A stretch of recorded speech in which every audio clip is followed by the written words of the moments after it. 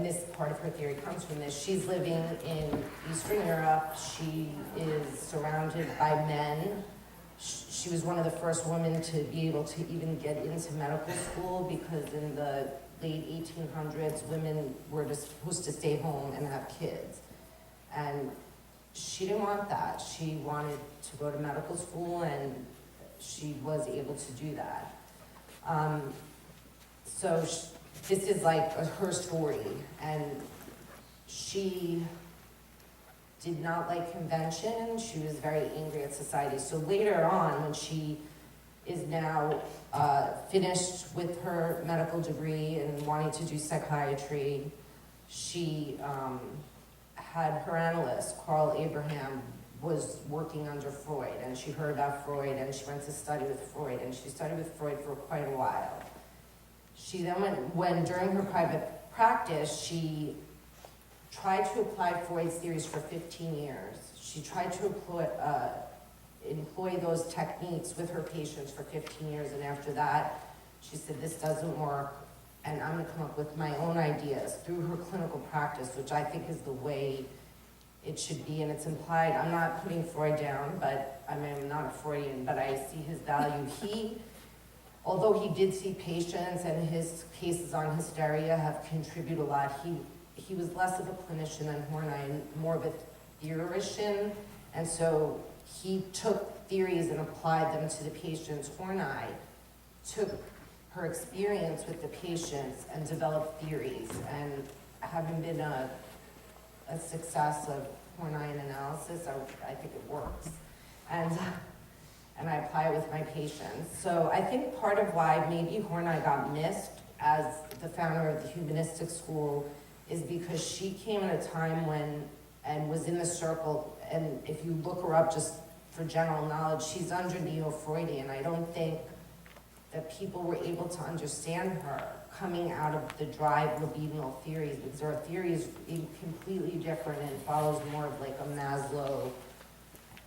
I mean, she's kind of in a space of her own, but I think probably the closest to Maslow, maybe a little like Rolame, but the growth model is toward actualizing. But in addition to that, unlike the humanists, she has somewhat of an ontological, phenomenological grounding. So like instead of saying we're growing and we're gonna be the best we can, she does talk about being as potential, like we can become our potentialities if we're not blocked.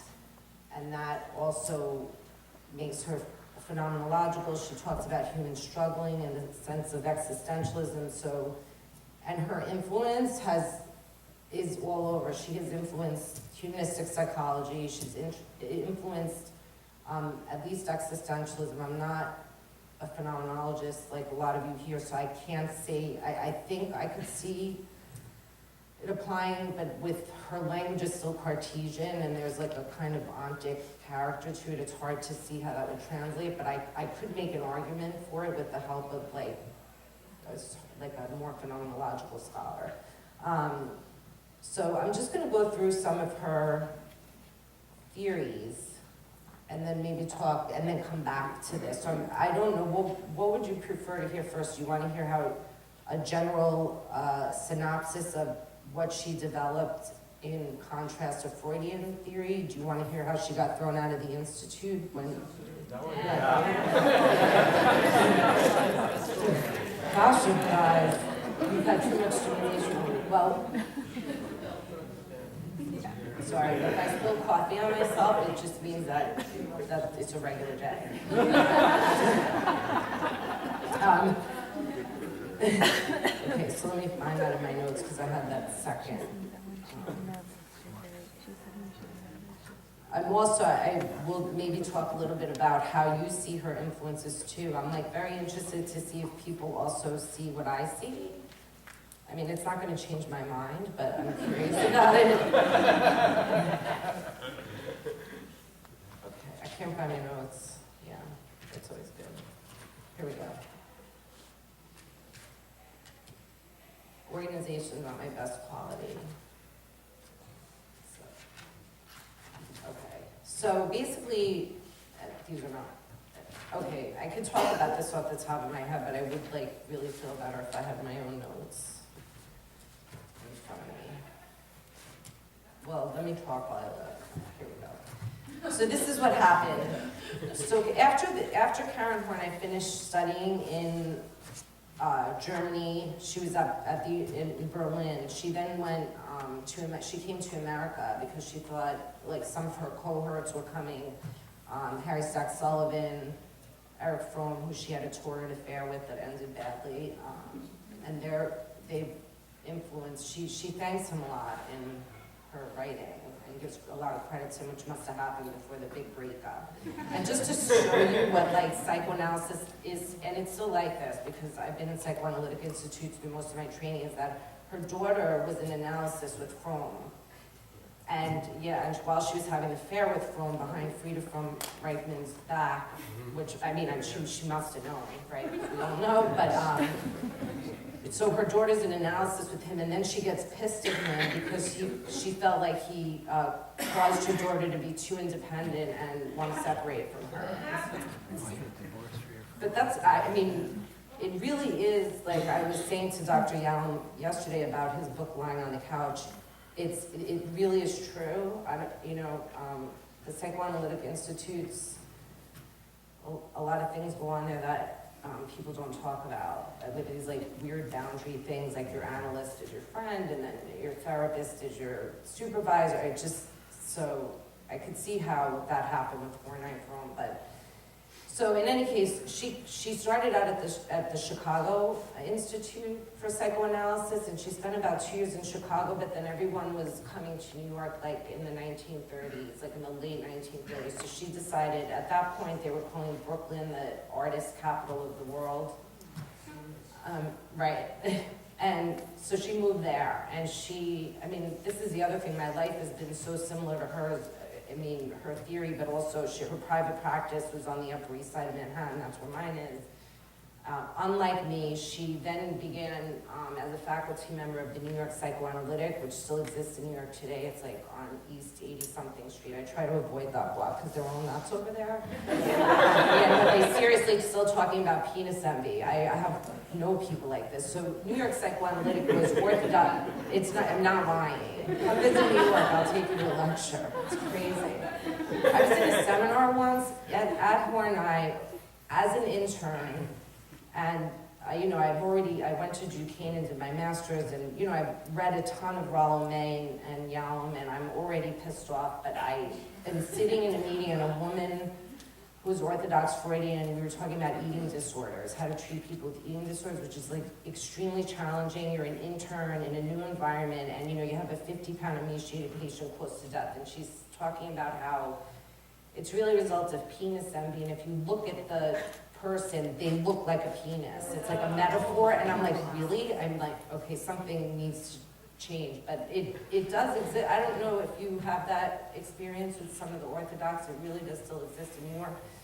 So anyway, she was at New York Psychoanalytic, and as she's there, she starts, people liked her, other people, not the Freudians, but her patients loved her, and the people that followed her liked her. And so she started introducing, when she wrote her book, New Ways in Psychoanalysis, it's basically a critique of Freud, but in a very respectful way. She really gives him a lot of credit and respect and admiration for what he did, but then she's also saying, and here's what's wrong. And she also was kind of a feminist, was a feminist, so she's also trying to create a psychology that's not just about men, but more about people, and they didn't like that.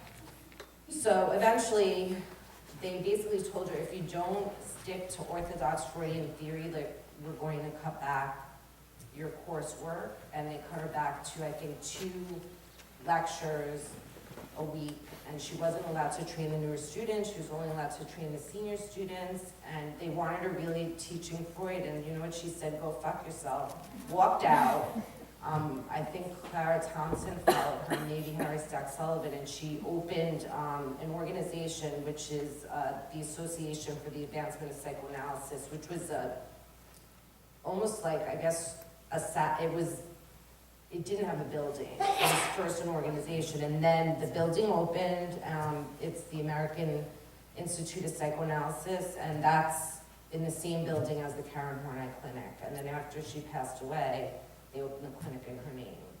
So the clinic is, it says Karen Horney Clinic, and it's housed in the clinic, but you also have the American Institute of Psychoanalysis, which she started because she refused to take on that orthodox role. She really was pissed and she didn't believe it, and she did have followers. Now, I'm gonna go into how she differed from Freud, but I think like, for me, and I say like a lot because I'm nervous, so I'm sorry for the clutch word, try to block that out. I admire her so much because I feel like she was at a time in the world, not that we don't have to a certain degree, where women were not respected as intellectuals. They were supposed to be pretty and demure. Sex was not talked about except in Freud's writing, but like she loves sex. I mean, she talks about, you see quotes from her diary and some of her biographies where she's in this dilemma of, I like to have sex for the pure pleasure of having sex, and I'm living in a fucking world where they're telling me not to have sex. Like, what do I do with this? And she eventually decided, I have a quote in here somewhere, she eventually decided to make up her mind that she was going to make up her own moral value system and not listen to anyone. And so this is an amazing woman who's not been, as a woman in the field, and I don't feel ostracized in this field, but I know it takes place in other fields, but at the time she was there. She was one of the only women I had. It's like an extremely courageous position to take, to just, I think she says, defying convention, which also makes her, I think, not psychoanalytic. I don't know why. So I wanted to introduce her theory here because I know that we're really all committed to this very important endeavor of expanding humanistic psychology beyond us and into other realms and reaching students. And so when I think about how can I help or what can I do, I think I want to go back and I want to reintroduce Horney because I think she's that important. And maybe some of the people that would see Horney, you know, because some of the arguments I've heard in the analytic community is like humanism's like fluffy, and you know, Carl Rogers had no technique and they were just hugging and stuff.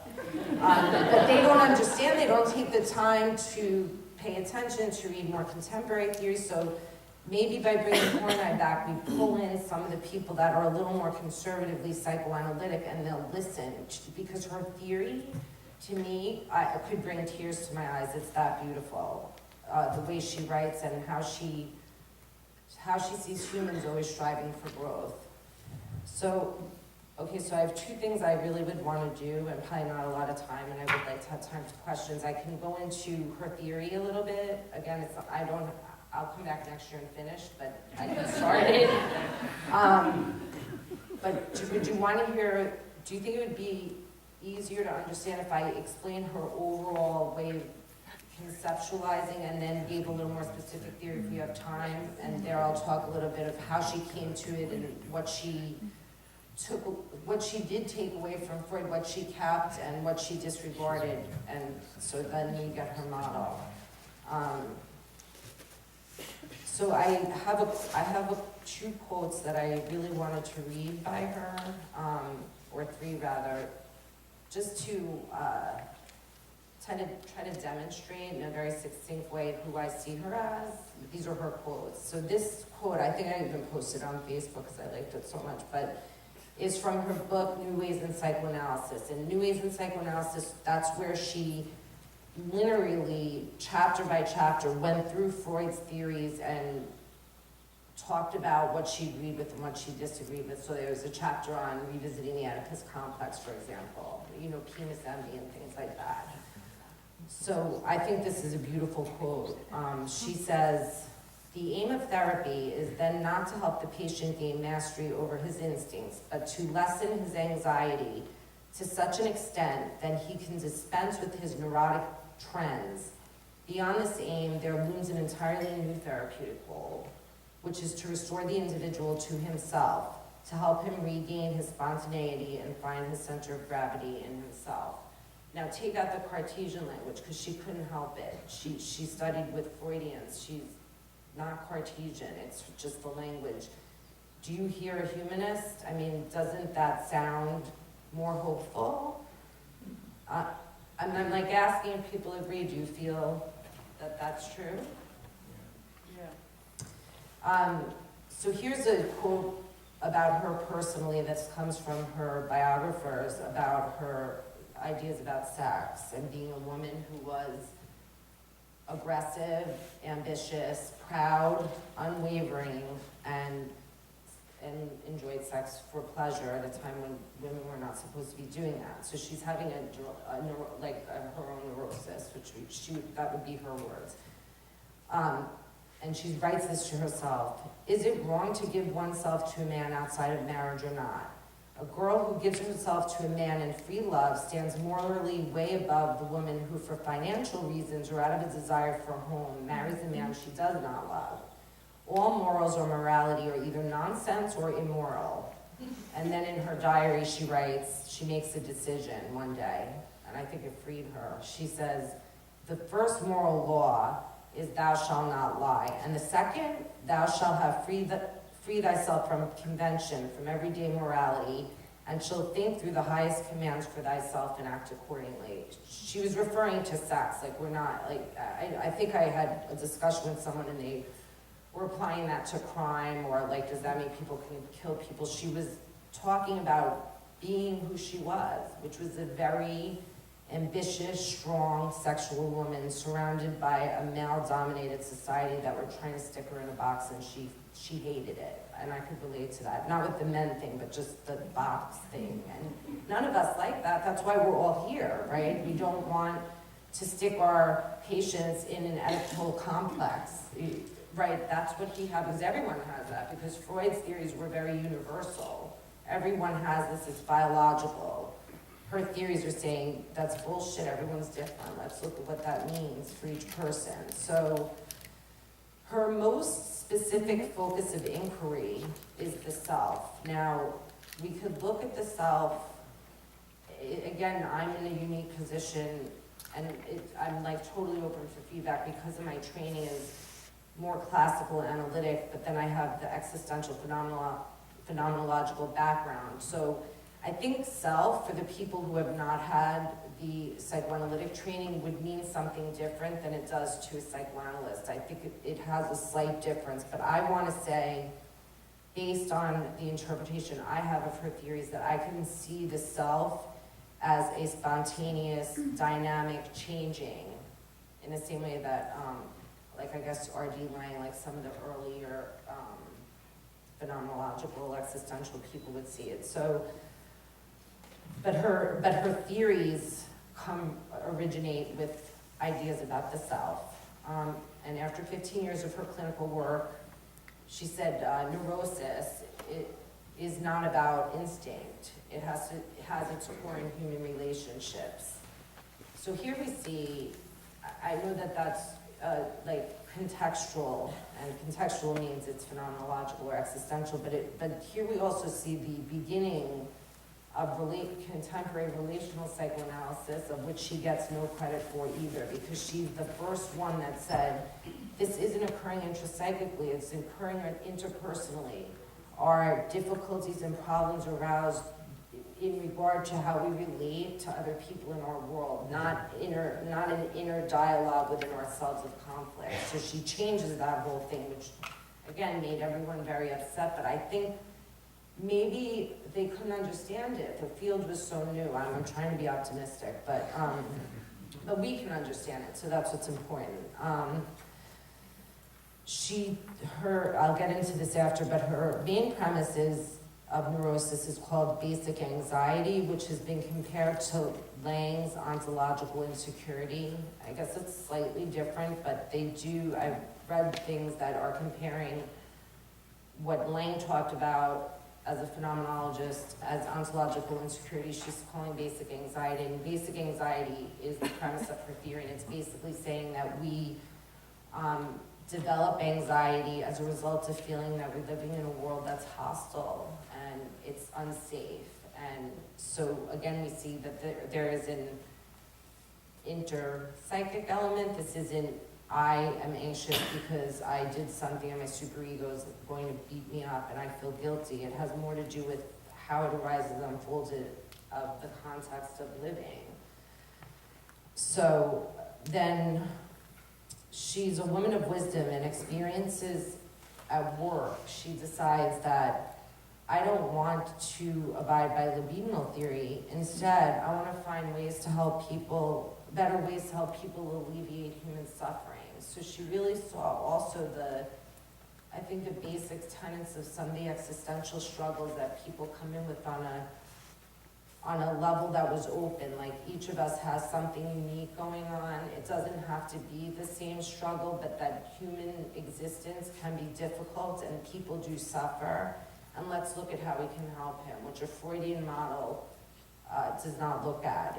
It's looking more at, we're all like this, we all have these same inner conflicts, and all therapy is similar. And again, I'm not putting Freud down because there's so much value in Freud, and if this is being taped, I hope it doesn't get sent to his family. And by the way, I do have this odd delusion that I might be related to Freud, because I see pictures of him and he looks like my paternal grandfather. I'm also Jewish from Austria, and they look like, now it probably has to do with the fact that we all have the dark, thick glasses, but one day I saw pictures of him and I'm like, he really resembles my paternal grandfather. Maybe I should spend a fortune on Ancestry.com and see if I'm related to Freud, because then I won't need like my CV anymore. I guess it's possible, but more likely there's like some kind of genetic, same heritage.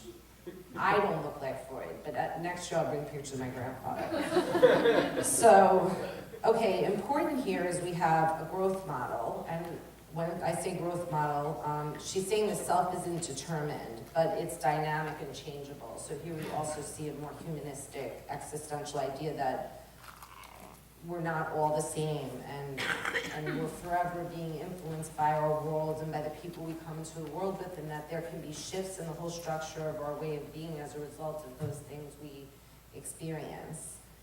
She looked at both philosophy and psychology of a whole person living and interacting in their environment. Again, this is not, it could fall into contemporary psychoanalytic thinking, or it could fall into a more humanistic existential model where she's looking at how the world and we humans interact with the world, and how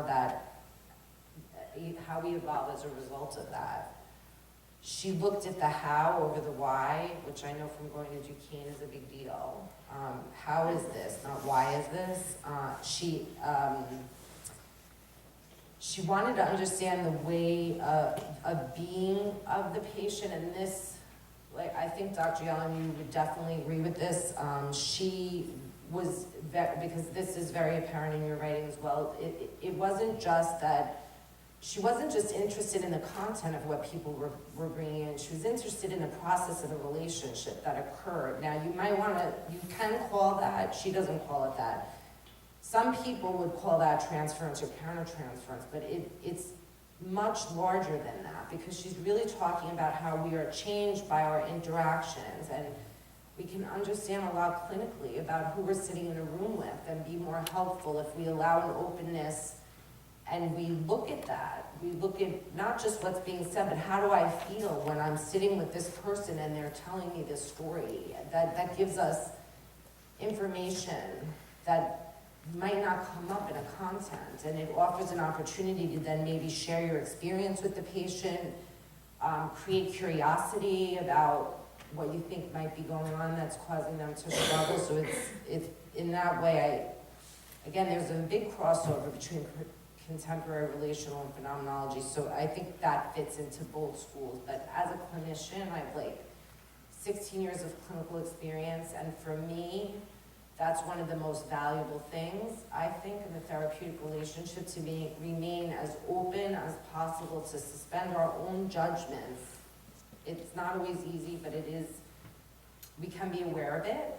You know, if I'm feeling something, I can question, is that me, or is this something unique to the dyad? I think that's like a huge contribution, and I think, and working clinically works. Fromm also was big on this, and I think he influenced her a lot in this direction during the affair. Again, she didn't take it away after it was over though, so she thought it was important.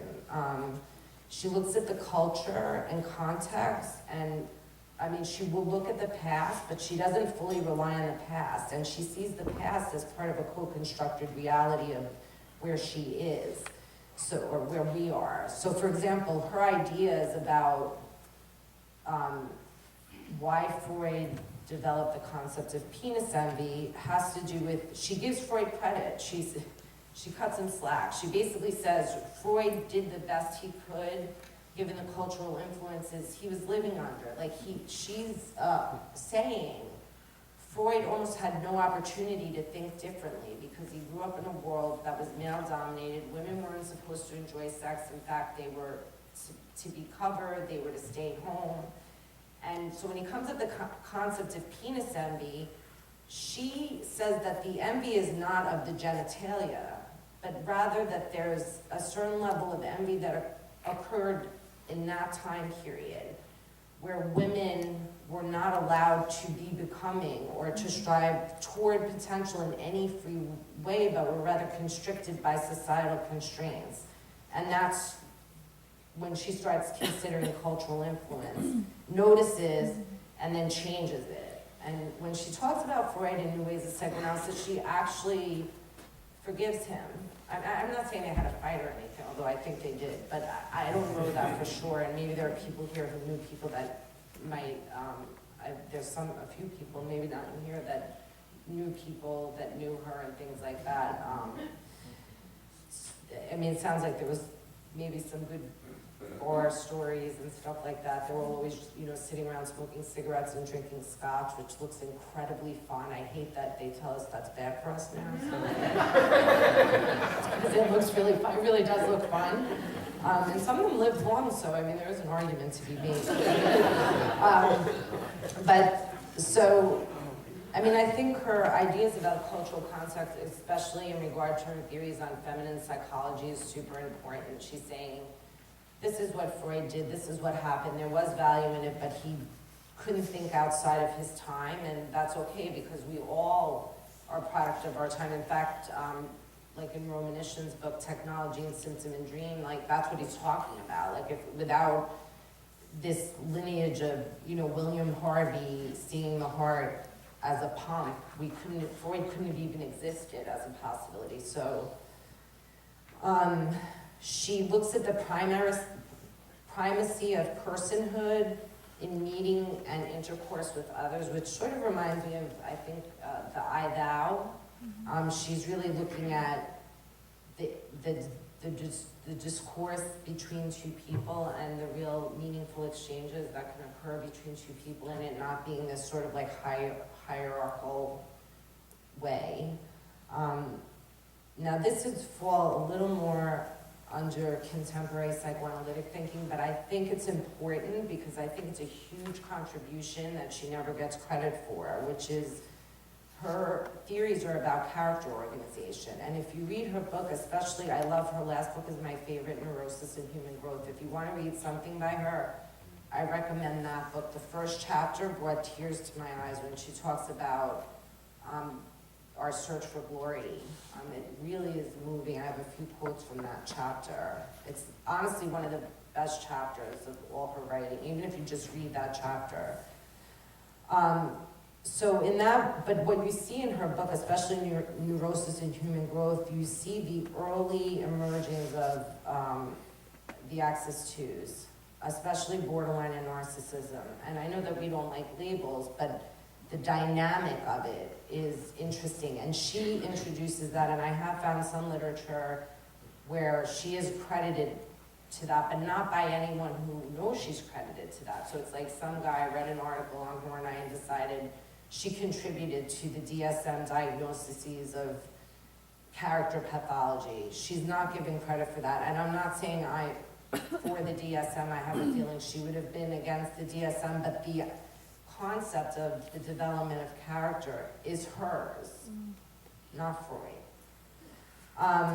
She also did not like, and this is what I learned from my own influence, something that was really important for me in my personal growth, and maybe this is be helpful to some of you guys who are students, because I'm really neurotic, so I'm like a good example, is she encouraged greater activity on the part of the analyst. So when I'm here in analytic training at Karen Horney, I'm a very open, kind of spontaneous person, almost maybe to a fault, like not, I mean, I don't have diarrhea of the mouth with patients, but I could slip up with patients by maybe being almost too open with personal information or something like that. You know, if I answer a question too early, I try to be conscious of that. But my role in the room really is, my experience is that here I am in one of the most profound exchanges I can have with another person, and that there is an intimacy involved, and I can't expect my patient to be vulnerable and be disclosing this in an intimate context without giving anything. Like, I'm like, I can't just sit there and pretend that I'm not like being moved by this, or that this isn't changing me as well. But the classic analysts are very against that. I've sat in meetings where I didn't say anything because I felt like if I said how I really felt, they'd think I needed more now, like I was an analytic failure, that I didn't have good boundaries, or that I was revealing too much, or was out of my own need to engage in a different way. But I honestly, in looking at it, feel that that's my spontaneous way of relating. And if I can't relate spontaneously and genuinely with a patient, how the hell can I expect them to do that with me? It's unfair. And so she addresses this, and so when I'm on internship, I'm trapped in a world of conservatism, neutrality. Some of the things that go on in psychoanalytic institutes are really crazy because the literature, especially the orthodox, can throw back. It's almost like a weapon. So if someone says you're like this and you say, no, I'm not, then they say, well, you're in denial. You know, so it's like you have like a no, so anyway, I went in the process of getting all this supervision and hearing that I shouldn't disclose personal information, that I need to be dressed more conservatively in a suit, I shouldn't drink coffee while I'm in session, all the things that I like to do now that I'm not in that place anymore, was really difficult because I mean, every time I went to be naturally Jackie, it was like, wait, no, I had 5 supervisors in my head being like, no, you shouldn't do that. And they were all different things too, so there was a point of like 6 months during my internship where I think I was so neurotic in the exchange with my patients that I actually lost some patients. And if I had known nothing about therapy and just sat with them as a person, they probably would have stayed with me because I'm naturally like nice, you know, and I'm a good listener. So, but so she talks about greater activity on the analyst part, and so while I was on internship, I then went back into analysis, and I got an analyst referral through the clinic, who I, then attended parties with and lectures and that whole thing, but it was okay. I see her in the elevator, that kind of analytic stuff, but it was fine because she was really lovely. But it was through the experience of being with her that I realized, okay, she's not uptight, she's warm, she's engaged in the room, and that was okay. And she really helped me get rid of the obstacles that were blocking me from being myself and embracing my own uniqueness. It was like something got lost, something got blocked. She unblocked it. I don't know how she did it. It was brilliant. And it changed me. And I work with my patients from a very Horneyan perspective, and I can see the value also in those patients. So the encouraging greater activity on the analyst part, I think is a big one. And then, like I said before, her theories came from her clinical experience instead of working backward. So instead of going from theory, applying to patients, she went from patients, applying to theory. And just so you know, I know we use more client, but because I was trained at Horney, I've been seeing patient for like over 10 years, and so it just comes out. I know that it's collaborative. They're very much into doctor-patient relationship. So, and this goes back to what I was talking before with Dr. Yelms. work, she brought in countertransference to include the analyst's own character and cultural biases, and we don't have to use the word countertransference if it feels too psychoanalytically, but what's important is that something happens that's going back and forth in the room, and that is sometimes more important than the content that comes in. Like, what does this exchange mean?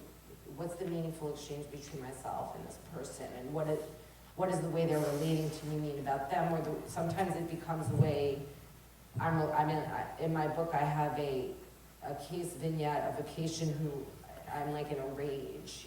She just won't stop bothering me, and I'm in rage, which is a horrible feeling. I know most of you have felt this, to be having someone come in who's so desperate for help, and you want to physically, like I have fantasies of physically removing her from the office because I can't take it. It's painful, and yet empathizing at the same time in the experience is confusing. That is valuable information. That is not something that this woman can tell me. She can't tell me that I have problems leaving the room, I can't separate, I'm like incredibly overwhelmed. I don't want to leave because I only feel good when I'm in here, and I'm going to go out in the world and feel bad. But I know that because she drives me crazy in a non-DSM, you know. Yeah, don't call the white coats, I'm fine. And I think here's like probably, and I don't know if I'm going to have time to go into her theory that much, but I will tell you where to look if you're interested.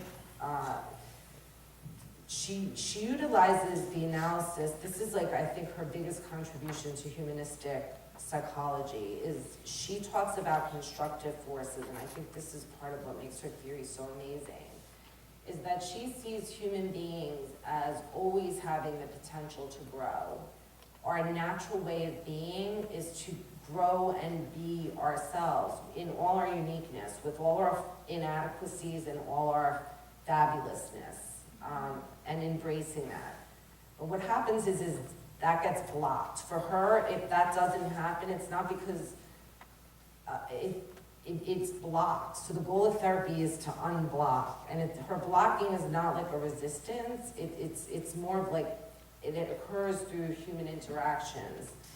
So the constructive forces are the forces that we all have that help us become who we are. And she uses a lot of words like reaching potential, and her selves vastly. Like, she has the self that's always becoming their potential, and that potential may never be reached, but the striving towards it has value in and of itself. And then she also has, you know, us authentically and genuinely relating. But I want to stress, she uses this term, it's like unblocking. So it's not analyzing it away, it's helping someone find those strengths that we all have. So we all have these strengths. We all have the possibility to be who we are, whatever that means. It doesn't have to be what would be considered successful in any traditional sense or extraordinary in any traditional sense, but to feel like you can be yourself and be comfortable. That's what she means. You can be completely inadequate, but that if you're comfortable with that, then that's healthy for her. And so what she's looking at is how to help people get out of that. If that gets blocked, how do we help people unblock themselves so they can strive toward these potentialities? And again, she talks about how just the course of striving toward it in itself is value. She talks about how most of us never really reach, or at least on this plane of existence, reach that potentiality, but we are going toward it, and that has value in itself, and that's important for our psychological well-being. So we want to unblock what's blocked it and allow for us, we want to allow ourselves, the people we relate to, and particularly our patients, to embrace their uniqueness and be able to express that comfortably. She orients her value system and energies around human growth and around struggle for self-realization. So again, it's a little similar to what I was saying before, but because of her concept of self-realization, Maslow actually considered her the first humanist. It took a ton of research to find that piece of information, because at first I couldn't find, I was trying to look up like what her connection was with the humanists, because like Rollo May, Carl Rogers, and like Viktor Frankl and Maslow were younger than her, so I was trying to look up, but they were old enough, I mean, they were like maybe 15, 20 years apart, how she connected in that system and why it didn't reach them, like why didn't she know them? She was in America, Carl Rogers is American. But it seems that Maslow had a relationship with her, and he did call her the first humanist. And because of her, there is a actualizing quality like he has. And no, by the way, I personally don't think that humanistic would, like again, looking at Freud in the context of where he was and what he wrote, and Horney was only possible because of Freud, but maybe the humanist school was only possible because of Horney. Would Maslow have known about self-actualization if Horney didn't talk about striving toward growth first? She was the first one that said that, you know, that was in psychology. Maybe, and she really liked Kierkegaard too, which I found interesting, and she was depressed most of her life, which is, it's such an interesting, she's such an interesting woman, because the juxtaposition of this incredible like life force and energy and free sex and love and all of that stuff, and then to hear that she struggled with depression. I mean, it's not shocking, look at the field we're in, but it felt a little incongruent from the image I had created of her in my mind, but I guess she was able to use her constructive forces to still pursue, like, you know, her potentials. So that's basically and a lot of that would be elaborated on in Neurosis and Human Growth if you're interested. And I noticed we only have maybe 10 minutes or even that. 7. Where's my, how much time do we have? I just let I can- Officially, you have 7 minutes. Okay, the thing is I would love to go through her theories, but I definitely don't have time. If you guys are interested, I'm probably gonna publish this. They offered to publish it in the American Institute of Psychoanalysis journal, because that's a journal that runs through the clinic. So I know the editor, but I don't know that when they read it, that they really, so I don't know, maybe it becomes just a blog entry, or maybe it gets submitted to Journal of Humanistic Society, maybe it becomes a book, or maybe I'm back here next year giving the second half. But I certainly, if anyone has questions regarding what you want to know, I can make referrals to the books and stuff. I just really wanted to encourage you to publish it. It's incredibly powerful material, and I wanted to mention that Martin Luther King read The Neurotic Personality of Our Time and was very moved by that. And in my book on King, I have a whole chapter analyzing America as a neurotic patient using Horney's. So there's a connection there with King and Horney, and Right. so I'd love for you to really get this book out there. So you like her too. Yeah. Thank you. Yes. I really appreciate your candidness and just bringing your person to the room to speak and the insides of psychoanalysis and your background. And the one thing that in terms of humanistic side that you didn't mention was her views on the idealized and the real self, which definitely coalesced around similar times, but maybe even just after her, with Winnicott and Lang. And that whole idea of having a very inclusive self that you did speak about, that's struggling with ideals. Yes. Yeah. It's a very humanistic, roots of humanistic theory. Well, that's the part that absolutely. That was a part, when I started doing the lecture, I realized that this was not going to be enough time, but that's why I asked you guys what you were more interested in. But that's an excellent point, and for anyone that's interested in that, that Neurosis and Human Growth being her last book, it gives a consolidation of her theories, and it talks about the idealized image, the tyranny of the shoulds, the building up of the constructive force. And the other thing that's really interesting, which also you see like kind of the narcissistic evolvement is when she talks about the pride system, and she's saying that we developed this pride system that's false, it's horrible, and that it's constantly causing distress because you can't live up to the expectation of what your pride system is demanding of you. And unless we can help, or we ourselves can find a balance between accepting ourselves as we are with all our inadequacies, because we all have them, and balancing them with our positive attributes, the pride system, it will leave you continually disappointed with self-hate, she talks a lot about, and I think shame. So that, but yeah, I mean, I agree with you. I just, for anyone interested in that, that is all in Neurosis and Human Growth, and she writes really well. I mean, she's really not hard to understand, and I guess I could just give you a quote. I just want to say too, she doesn't like the word cure because she thinks that implies that there's a symptom.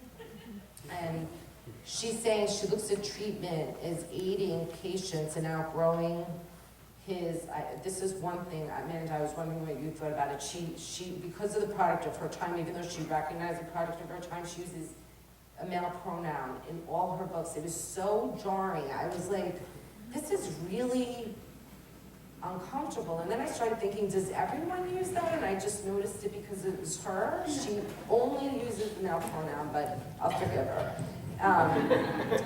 But so she says, patients in outgrowing his difficulties so that the person may develop via a more constructive course. Psychotherapy to unblock the constructive forces, allowing the real self-freedom to be. Relinquishing our illusions, which is the pride system, of himself and his illusionary goals, which is the ideal self, which means like you can't just be who you are, you have to be superior and rich and beautiful and things that no human being, it's like not even possible. So, I have 3 minutes. So getting rid of the idealized self and discovering his real potentials and developing them. Give up false pride in pursuit of self-confidence.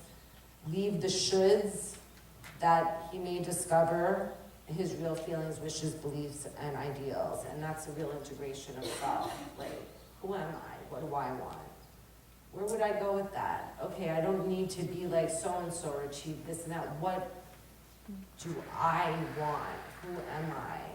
Is her questions in therapy. So I'm sorry, I might feel like I didn't give enough and it's like a teaser, but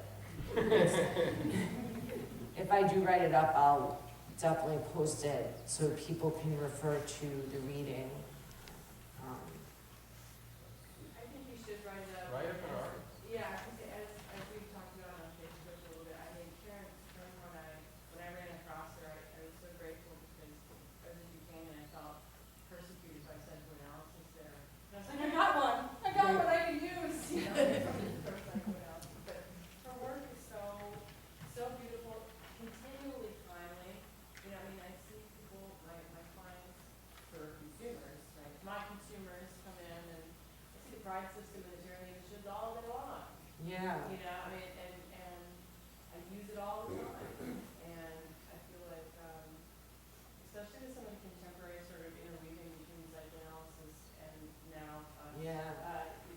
being able to bring her back and start talking about her again is really important. So I really want to encourage you to do that because pretty much everybody I've ever recommended Neurosis and Human Growth to says, this is great! I know that first time. But what are your thoughts on that? Like, I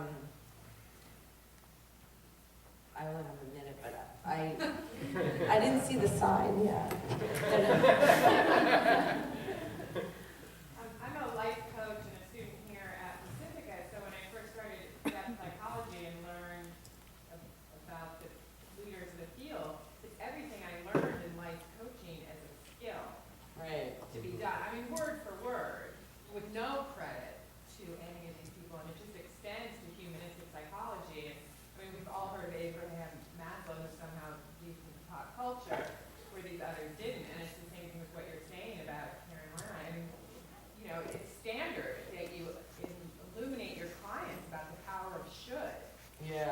so revolutionary to them. I didn't know that it, has its basis here. So I think it's very important for us to learn.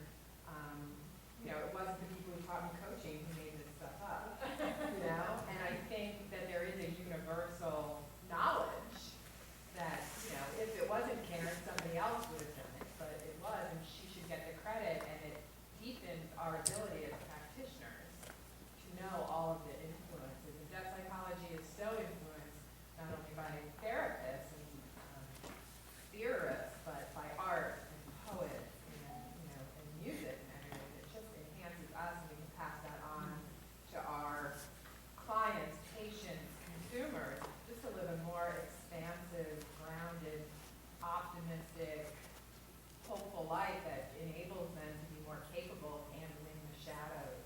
Yeah. So, No, I mean, I really wish we had more time because I would love to hear, because this is something I think is really important, and I think it could really change and invite in some of the analytic people into humanism, because it's their language. Even though we know it's not really their language, they perceive it as a language. They're all the right analytic people. The people who would, from the analytic world, aren't just the orthodox rigid people, but the ones who are looking for something is sort of what we draw. I think there are a lot of people in the analytic community that don't know that there's more out there. I think it gets introduced too orthodox, and they don't realize that there's an in-between. That's been my experience supervising students. But then when Kyle and I have a similar background, and I know there are other people here I know Bob Stolro was trained like that, Dr. Yalom was saying he was trained like that. But we became curious about something better, or we picked up someone's book that introduced something better, but it's never Hornite, it doesn't seem to be Hornite, but I think I can do this, so I'm gonna try.